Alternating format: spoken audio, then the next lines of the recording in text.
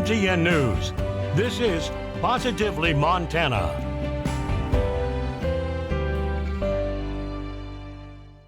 Thanks for tuning in to this week's edition of Positively Montana. I'm Tim McGonigal.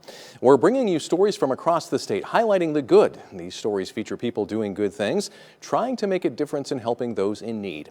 Throughout the next half hour, we'll bring you uplifting stories, including how a school is helping feed students all summer long, and a cancer treatment center being built in an underserved area. But let's begin in Yellowstone National Park. It's not just a place of beauty, it's also a place of history. MTN's Russ Riesinger takes us to Red Lodge, where one part of that history is being kept alive and running.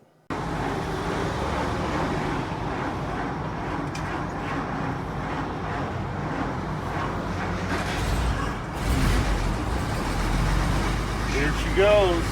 I had to make John nervous.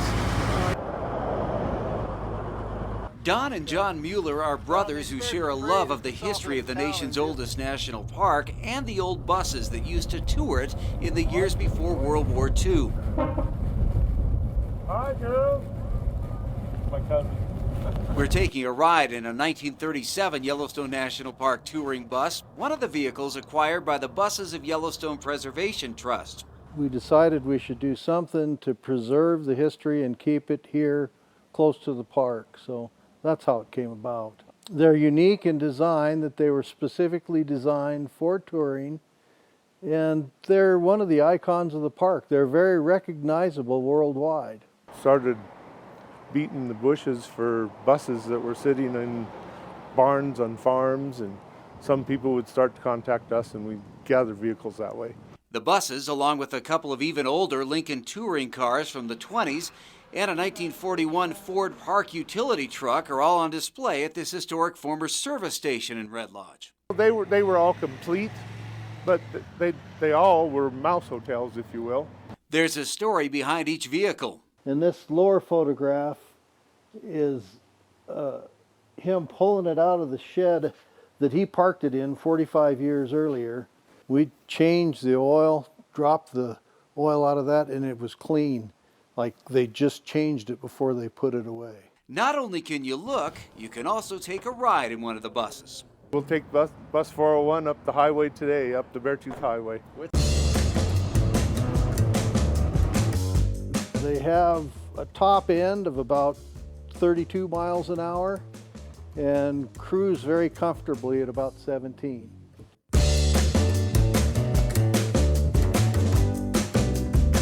We don't measure the mileage necessarily, but smiles per mile. We get lots of smiles per mile, but they actually get about 10 miles to the gallon.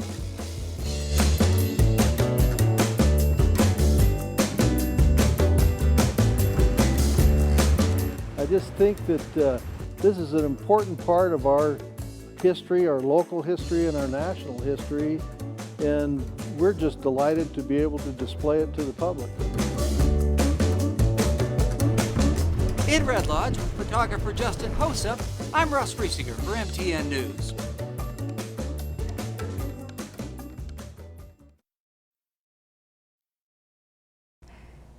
You might think you hit a sour note if you were diagnosed with cancer and had to go through chemotherapy treatment, but that did not stop Luke Hypel from facing the music with grace, completing his freshman year as a trumpet player at MSU. How he did it is impressive, but his attitude is even more inspiring. He says there's a higher power to thank for his strength, and as you're about to hear, his musical gifts.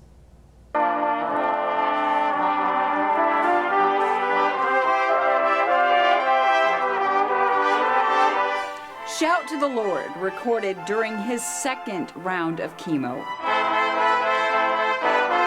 You don't need me to tell you Luke Hypel is talented. Just listen.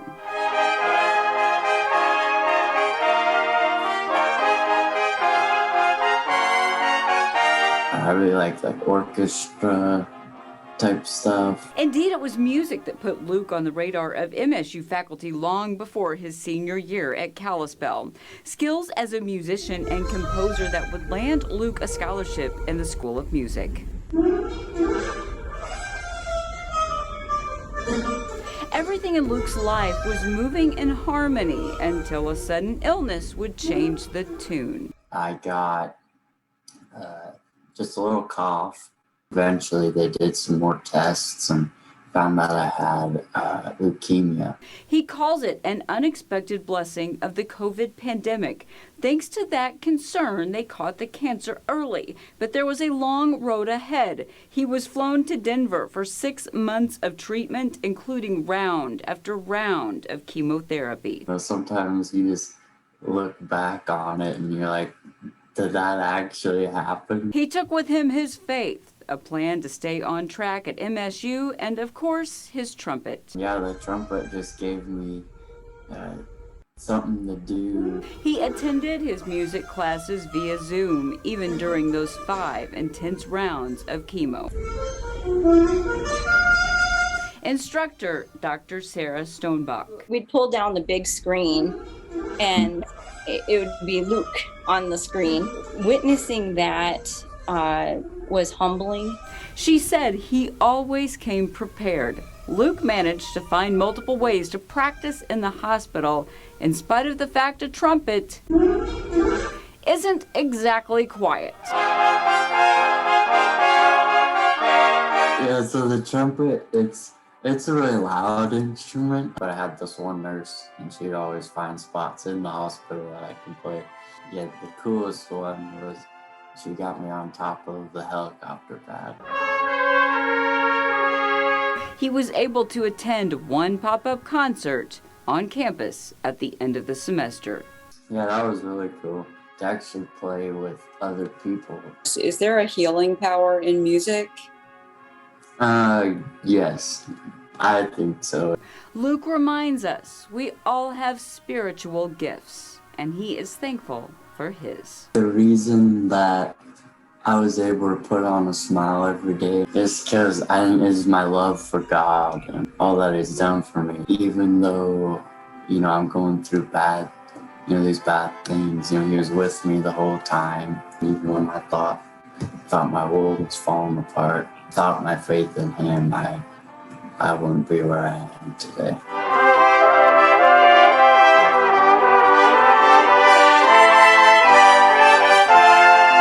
Luke remains healthy now and looks forward to completing his sophomore year on campus at MSU.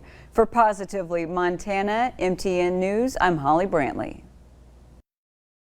Sometimes we don't need a handout. What we need is a hand up, and that's exactly what teachers and staff are doing at this Bozeman school. We want to meet families where they're at and provide support at all levels. One of the ways they're doing this is through the Whittier School Wildcat Grocery Plus program. It's a place where any family at Whittier can come access clothing, personal care items, enrichment like books, art supplies, and food. The concept came after educators wanted to provide more support for their students. If parents are feeling stress at home, that child's going to be feeling stress, and we can help enhance positive outcomes for our students by supporting their families too. So how does it work? Sometimes we know just through general conversation what a family would like, or we send the Google form via text, email, however they would like, to the family, and then they fill it out. That gets sent to my email. We pack up the box and just text them when it's ready to be picked up. The Whittier team didn't want the summer break to become a barrier, so they came up with a witty solution. Just because school stops doesn't mean any needs stop. We received funding from the United Way's COVID relief grant to purchase grocery gift cards for families over the summer. School officials hope other educators see this story and are inspired to implement something like this at their school. Reporting at Whittier, Annie Johnson, MTN News. I'm Katie Miller in Missoula, here at the Watson Children's Shelter, where they're receiving a donation of some solar panels that they say will help them save money and give all that back to the kids. There are a lot of lovely people that do beautiful things all the time. And just because it goes unnoticed doesn't mean it's not happening. It happens here every day. The Watson Children's Shelter has served Missoula kids in need for the past 50 years. And it's kids who experienced abuse or neglect or abandonment. They provide housing, food, and support for about 100 kids every year. But it takes a lot to run an operation like that. You won't believe how expensive our energy bill is every month. And now they're getting some help. Static Solar reached out to the shelter after hearing some of their stories of child neglect and abuse. They say they don't have much money to donate, but they were moved by the stories and wanted to do what they can. That's why they're donating some solar panels. And they're usually a 3-man crew, 2 on the roof, 1 sends the panels up, 2 always on safety harness and high vis installing it. B.D. Erickson II calls the shelter workers heroes. You see a need or a level of suffering as a human, we are compelled. We're compelled to help people. You want to take action. These panels will save Watson up to $400 a month on energy bills. While that's not, life-changing, it sure makes your day. We can reallocate those funds to going directly to the children who are in our shelters, directly to the families that we're working with. Static Solar says a project like this would normally cost about $40,000, but they're doing this all for free. In Missoula, Katie Miller, MTN News. When we come back, we're taking you to Lewistown, where residents will soon have more options for cancer care. Plus, thanks to generous donations, a small library will soon be able to undergo some much-needed renovations. Stay with us. We'll be right back. More stories from the heart of the Treasure State are on the way when Positively Montana continues after this.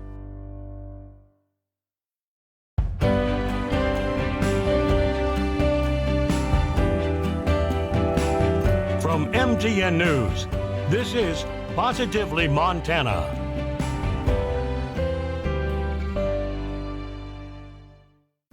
CMR assistant football coach Jake Jarrett is a giving man. In his free time, he's here at the football field scouring footage of opponents and helping out defensive backs. His full-time job is working as a juvenile detention teacher for Cascade County. Oh, and yeah, he's a bone marrow donor. This past May, Jarrett was matched with a patient in need of a bone marrow transplant based on his blood type, and without complaint, stepped up and gave a part of himself to help a stranger. I just hope it helps, and even if they don't reach out, just knowing that I did my part, and hopefully it helped in the end. Like, whoa, that's a really cool thing. It didn't surprise us that Jake was doing that because he's that kind of guy, but until you know somebody that does something like that, it's just you just don't realize how heroic that, Jake really is. Helping others in need is what Jarrett does best with his full-time job as a teacher at the Cascade County Juvenile Detention Center in Great Falls, which presents its own fun challenges. It's just relationship building. You just have to get those kids to trust you because they're coming from places that a lot of adults around them they don't really have a great trust with, and that's another thing that's cool to see, just the small strides that those kids make and things like that. Jarrett has coached at the college and middle school levels, but in the last 2 years returned to his former high school and has acted as a positions coach on defense. What people need to know about Jake Jarrett is he's a player's coach. Kids relate to him. He gets kids jacked up and hyped and ready to go. A lot of energy that he brings to the field. I think it's just those relationships that you get to form with the kids, seeing them from even last year to this year, just the personal growth in not only terms of their physical abilities, but their mental abilities as well.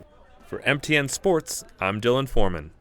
Over the course of the COVID-19 pandemic, the Billings Food Bank's Farm to Trunk program has exploded with popularity. On an average 3-day run, food bank volunteers give out 1,500 boxes full of food to people, no questions asked, in the food bank parking lot. Billings Food Bank Executive Director Cheryl Shandy said the federal program that supplies a portion of the food for the events ended at the start of July.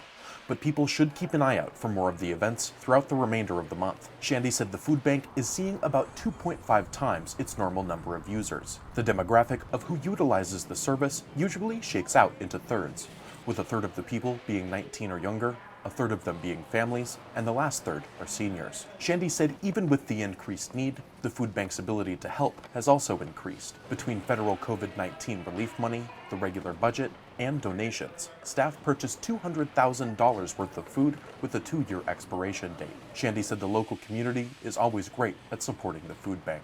But it's dated for 2 years. So we don't have to worry about it expiring on our shelves, and we don't have to worry about whether we're going to have a source for the things that we use.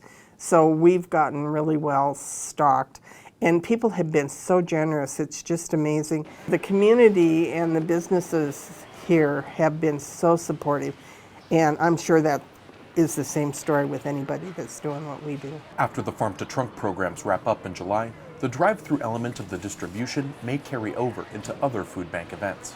However, Shandy said they may move to a punch card system, where people will have to give their name in order to receive food. In Billings, Mitch Laggy, MTN News.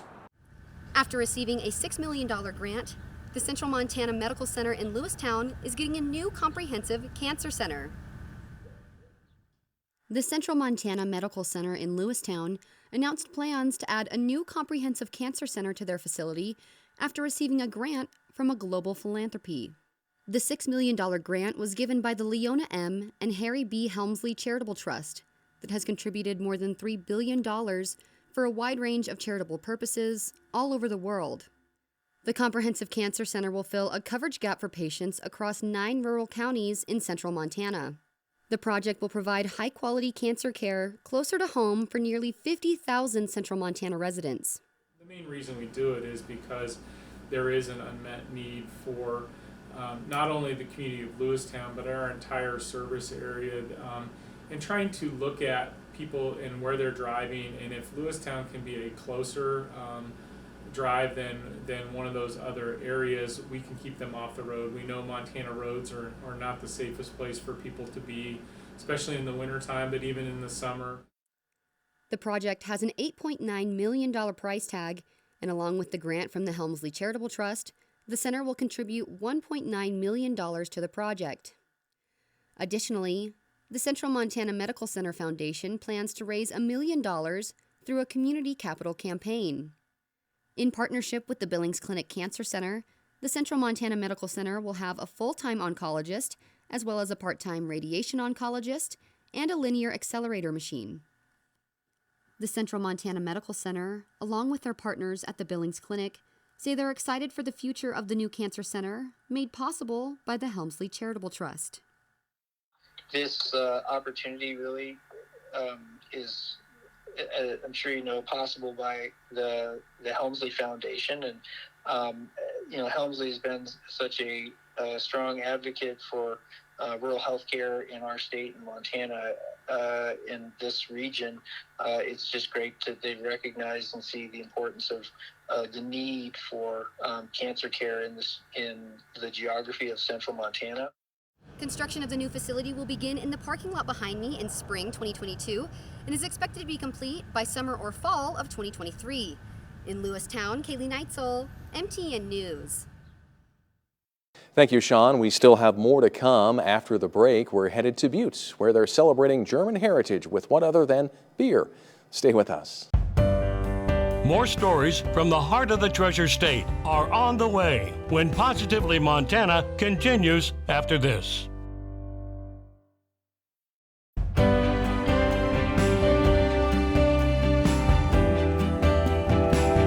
From MTN News, this is Positively Montana.